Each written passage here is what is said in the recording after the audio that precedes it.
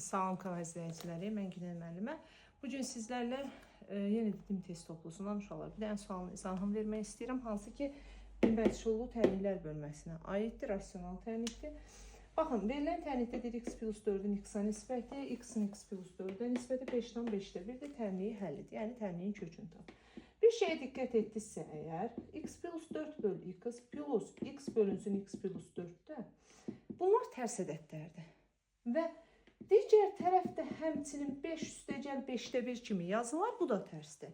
Bəziləri bunu ortaq məxrəc tapır, hər tərəfini yenə məxrəcə vurur və s. və ilə axır. Amma əgər sağda tərsdirsə, solda tərsdirsə, onda siz bunu düşünməlisiniz ki, müəllim, bu ya 5 üstəgəl 5-də 1 olar, ya 5-də 1 üstəgəlinsin 5 olar ki, cavab 5-dən 5-də 1 versin.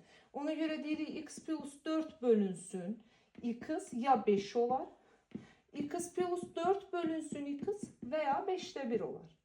Bunu həll eləsəm, x plus 4 bərabər olacaq 5x-a, 4 bərabər 4x-a, x-ımız 1 çıxar. Digər tərəfə həll eləsəm, 5x üstəgəl 20 bərabərdir x-a, 4x-ımız bərabər olur mənfi 20-yə və x-ımız da çıxacaq neçə? Mənfi 4. Deməli, qiymətimiz ya 5-dir, ya da 5-də 1-dir. Və buna uyğun da köklərimiz nəyə bərabər oldu? Köklərimiz 1 və mənfi 4-də.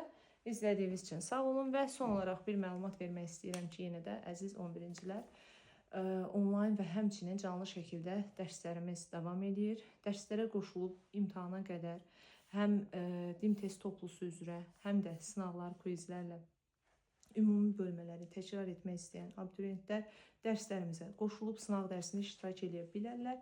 Canlı dərslərimiz isə Bakı şəhərində Yeni Yasamal ərazisində keçilir.